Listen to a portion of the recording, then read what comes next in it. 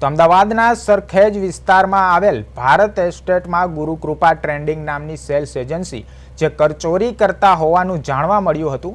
છેલ્લા 1 વર્ષથી પણ વધારે સમયથી તેઓ કરચોરી કરી રહ્યા હતા તે જાણવા મળ્યું હતું।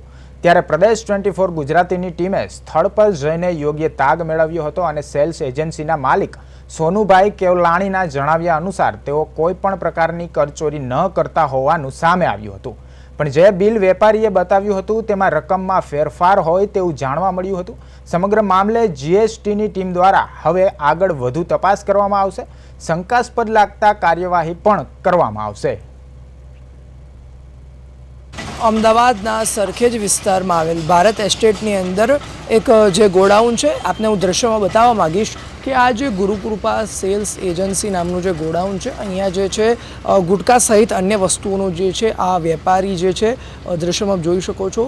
આ જે વેપારી છે વેપાર કરી રહ્યા છે એવું જાણવા મળી રહ્યું છે અને છેલ્લા 1 વર્ષ કરતાં પણ વધારે સમયથી આ જે વેપારી જે છે એ કર ચોરી કરી રહ્યા છે એવું જાણવા મળી રહ્યું છે। અત્યારની પ્રાથમિક માહિતી અનુસાર જે છે વેપારીનું એવું કહેવું છે કે તે બિલકુલ કર ચોરી નથી કરી રહ્યા, પણ જે ટેક્સ છે જે વેચાણ જે વખતે માલ કરવામાં આવે છે એ વખતે પણ જે છે ક્યાંક જે બિલ છે એની અંદર થોડો ડિફરન્સ જોવા મળી રહ્યો છે।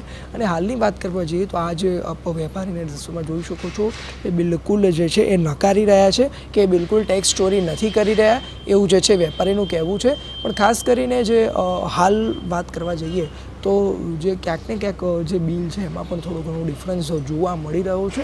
અને એટલે કે અહીંયા જે છે છેલ્લા 1.5 વર્ષ કરતાં પણ વધારે સમયથી જે છે આ વેપાર ચાલી રહ્યો છે। ગુરુકૃપા સેલ્સ એજન્સી જે છે અહીંયા છેલ્લા 1.5 વર્ષ કરતાં પણ વધારે સમયથી ચાલી રહ્યું છે। અને અત્યારે વાત કરવા જઈએ તો જે જીએસટીની ટીમ છે તેને પણ જે છે એ ઘટના સ્થળે બોલાવી દીધી છે અને હાલ થોડા ટૂંક જ સમયની અંદર જે જીએસટી જે છે એની ટીમ આવી જશે અને આગળ જોવાનું રહેશે કે શું જાણવા મળે છે, શું તપાસમાં બહાર આવે છે અને ખાસ કરીને અહીંયા જે કર ચોરી થાય છે કે નહીં એ પણ એક સૌથી મોટો પ્રશ્ન છે। કેમેરામેન બિપિન અમીન સાથે રિપોર્ટર પાર્થ વ્યાસ, પ્રદેશ 24 અમદાવાદ।